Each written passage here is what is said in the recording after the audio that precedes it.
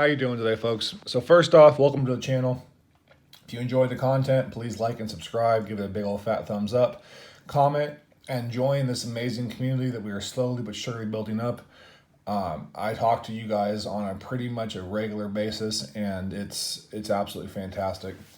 So this is going to be my 3 categories of knife of the year. Okay, so we're going to do a EDC knife of the year, which is normally going to be a smaller category, kind of like a smaller knife, something easily pocketable.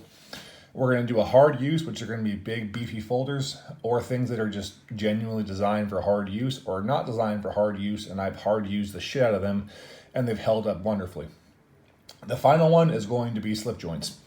Now, I don't have very many slip joints. I'm not some entrepreneur of slip joints. I'm not even going to remotely try to lie to you guys. I have picked up about 32 this year. I've kept around 4, and we're going to see which one I like the best out of those 4.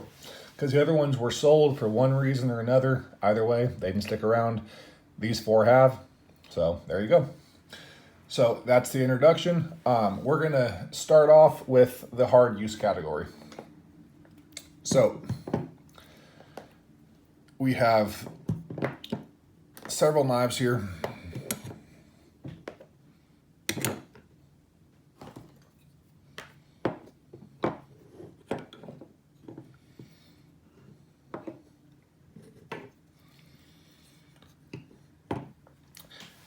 Now, as you can see, these are all, for the most part, beefier folders. There is a PM2 here, which is not the most beefiest of knife, but it is still in the running, mostly because people love this knife so much, and I'm going to voice my opinion. So, first off, you have this here. We have the Tops and Buck Caesar, whatever. This is a pretty heavy-duty folder. This absolutely gets used, abused, a couple little rust spots on it where I didn't clean it in time. The edge has been resharpened a whole bunch of times. And this thing actually just beats the hell out of everything. You can see the engagement. Also can see some pocket crud and some other stuff here. Definitely a great knife. The second is the Kizer Critical. Now, to be clear, this is a brand new Critical.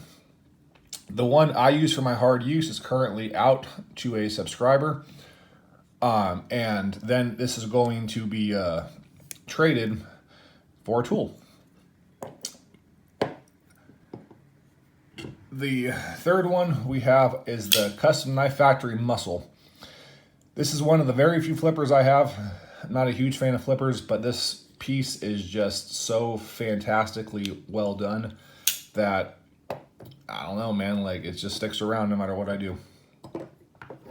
Fourth, we have the Spyderco Paramilitary 2. Fifth, we have the Medford Praetorian T. This is not a tie, this is a T.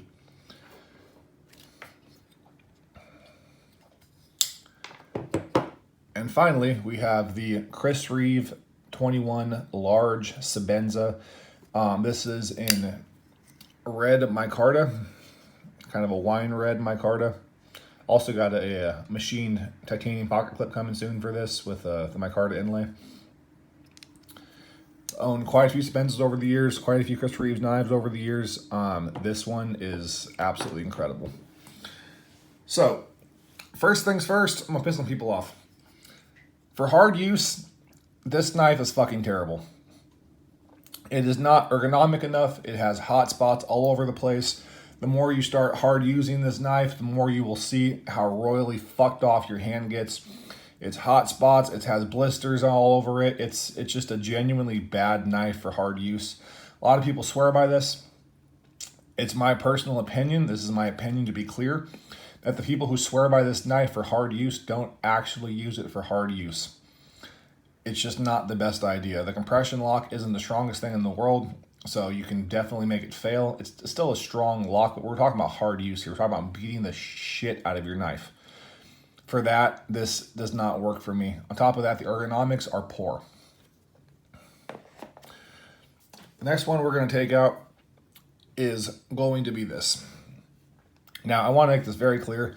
I own hundreds of knives. I've through this year alone, I've had over 1,000 knives come through my hand. Buy, sell, trade, gift. A few people send stuff in for review for the channel. Some stuff people just let me borrow it. So this is definitely a great one. It's not going anywhere. It's a fantastic knife for hard use. This is discontinued though, and they're kind of hard to find. I got this for, I think it was like $45, man. But for the most part, you're going to pay between $100 and $200 for this, if you can find them, and they're really hard to find. So for that reason alone, I'm going to move this on. But as far as hard use, this is an absolutely fantastic knife. Now, the next one I'm going to move along is this. Now, it's an absolutely fantastic knife. The edge is just screaming sharp. That being said, because it is so thin behind the edge, this is great for processing boxes and things of that nature, but it's not the best for hard use because of how thin this edge is. It can roll over very, very easily. It can chip very, very easily. It's a fantastic knife, and if hard use to you is cutting up boxes, this is by all means good to go.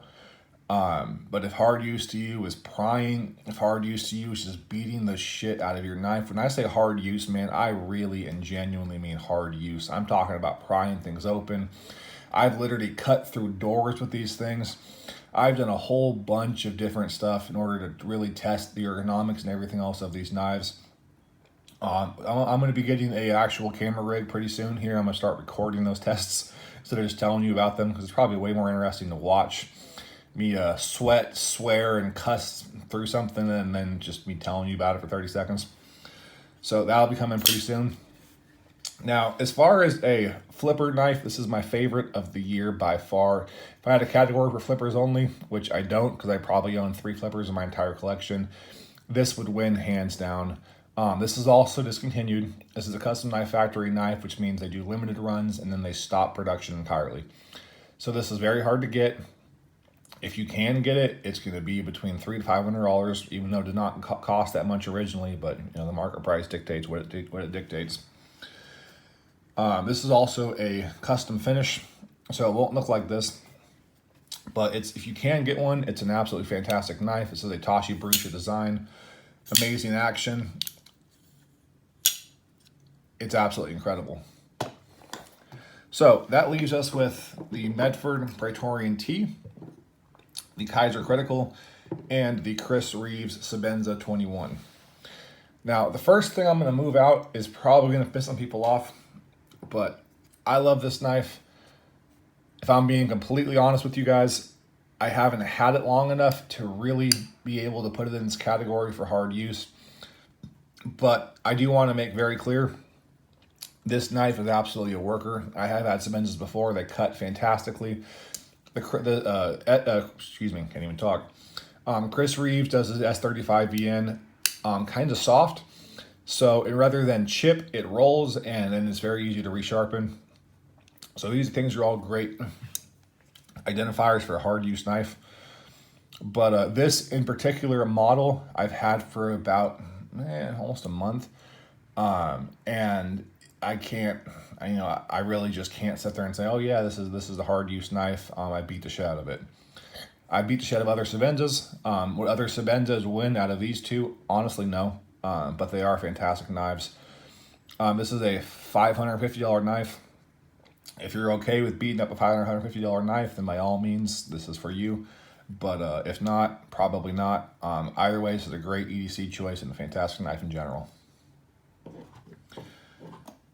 Now, we all have the Kizer Critical and the Medford Praetorian T. So here's the thing about these two knives. This one I've used and abused, well, not this version, the bronzed out one with the Spidey hole you can probably see on my Instagram. And it's an absolute workhorse of a knife. I beat the shit out of it so many fucking times. This blade actually facilitates prying very well because it's obviously flat. I don't pry with this tip. This is a very cute tip, but I'll pry right here and it just gets in there perfectly. So for that, man, it's really kind of a crazy tie. Now, one other thing, I've had this Medford for less than a month. I've carried this Medford every single day. I've used it every single day. And when I mentioned going through a door, this is the one that actually did it. I've repolished the blade. I've put some oil on it because this is a D2 steel. I did the best I could to make it look pretty for this video, but there is a little bit of damage to it. But this thing is an absolute beast. People who think Medfords don't cut, pick up a Medford, try to cut. It's an absolute laser. Is it as good as something like as the TRM Atom? No, but it's it's better than PM2. People always use a PM2 as a definition of sliciness. This slice is better than a PM2.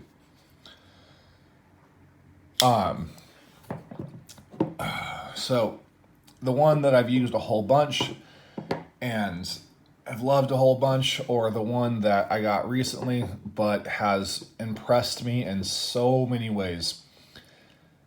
I kind of feel like I'm giving up a child here because I love these two knives very, very much. But I'm going to have to give it to the Medford. This is very close, to be clear. So I'm going to break this down real quick. The reason why I'm giving it to the Medford is, one, for piercing, which is a pretty good piece of hard use. The Tanto is a better thing. Prying, this also has this nice flat piece here if you want to pry. I've not deliberately pried. Like I've used this thing as a screwdriver before. This I have not gotten there yet. But again, I went through a door with this. I was just cutting and chopping and using this thing basically as an axe, and it was perfect.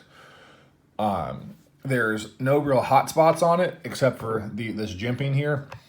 But if you're going to go through a door, man, my hand did not move at all. Like, it didn't even budge. The ergonomics on this thing for hard use are perfect. Medford's whole thing is built like a tank, built for hard use, hashtag use your shit, etc., etc., etc. You absolutely can. That being said, this is a $700 knife. I did not pay that much, but this is between $750 to, I think my buddy said it was between $900 with the sculpting. But the base Praetorian T model, $700. This is $200. Well, this is actually, I think it's $170. And I paid, it was like maybe $100 for this. So this is definitely more attainable. If you cannot afford a Medford, I don't blame you. I was against Medford for quite some time. I'm not anymore. I'm actually a pretty damn big fan. This is a perfect thing for hard use. However, if you can afford a Medford, grab it and beat the shit out of it. It's not going to fail. This really early lockup had me scared. And then I kept on using it. And I kept being kind of sensitive with it, and it kept not failing. I kept using more and more and more.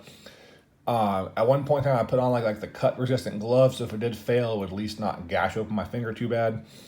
But it never did. And towards the end of it, I took the gloves off, and I just went to town, and my friends were laughing, and we were just cracking up, and we're just beating the shit out of this thing. This knife had been spine whacked, whole bunch of different stuff. This thing was used as a baton.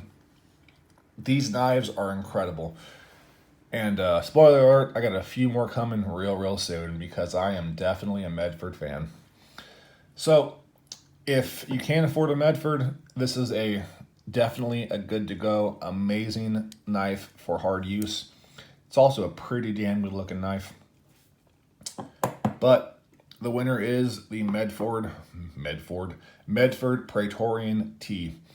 I'll be getting a tie here pretty soon, and I got a Marauder coming and some other stuff, and I'm really looking forward to what Medford has to offer. I also want to do an extra little nomination. Medford is by far the most improved knife maker I have ever seen. Now, hear me out on that one. I actually was the proud, not so proud owner of one of the original Praetorian ties. I think it was the fourth one made. It was the fourth one that was released to the public, as Medford did some stuff for family. From what I understand, a couple things for friends, some limited exclusive pieces or whatever. But As far as like the actual, not production Praetorians, are still very much custom, but they're a little bit more down the line, maybe like 6 months down the line, from when the originals came out. I had one of those. That knife was trash. I'm sorry, Greg. You're a really cool person, man. A lot of people don't like you. Personally, I think you're fucking awesome. It was not good. It was a great pry bar. It was a fantastic just beat 'em up piece. But as far as a knife, no, not really. It looked like a knife. It did not perform like a knife. However, the new stuff that I've had from Medford, which is this piece here, and I've had 4 others come into my hands recently, that I just kind of got to check out. They belong to friends of mine. They're not going to go up for a review. I'm not going to be able to beat them up or anything like that. But they all felt absolutely fantastic. The latest one I handled was from 2017, and even that one was fantastic. Though I just got a hold of one that was just brand spanking new from the factory, just past the break-in period, and it was incredible. So, Greg, if by any strange chance you're watching this, your knives are incredible, man, and you are a fantastic maker, and you have improved so much. It is absolutely ridiculous, man, and I have nothing but respect for you. So, with all that being said, that's going to be it for today, folks. Well, for this video, I'm going to be uploading the EDC one and then the slip joint one immediately after this. But your 2019 knife of the year for hard use is the Medford Praetorian T. Now, if you have a tie, I'm sure it's going to be even more better, but I don't have one. I'm not going to sit there and think, oh yeah, I have this knife and I don't. This is a T. This is lower end model. It has slightly thinner blade and thinner handles. It is the, I'm going to call it the budget model, but it doesn't cost as much as a tie. So, with all that being said, I love you all very much. Thank you for your time, your likes, your support, your comments. They mean the absolute world to me. Shout out to those of you who sent me a Christmas card and a birthday card. I was not anticipating that. I got several pieces, gifts, some coins, a couple knives, a poem about knives that I asked to read on the channel, but I was told I can't. So, you know who you are. That was awesome. I was cracking up laughing, and my wife lost more respect for me after reading that. But it was great. I appreciated it so very much, man. So thank you for that. Now, all that being said, as always, please do the best you can to be kind to one another. I do hope you all have a fantastic day. Happy New Year. Happy birthday to me. Any birthdays out there on December 30th as well, happy birthday to them. Happy birthday to any people coming up in the year. Happy New Year. Happy everything. That was kind of weird. I kind of regretted doing that one. But anyways, we're here now. So, as always, please do the best you can to be a better person tomorrow than you are today. And I do promise you will find your center in life, and you will find your happily ever after. That's enough for the hippie shit. This is Medford Roundtable here. Hoorah! Ah! Anyways, that was slightly offensive. As always, take care. I love you. Bye.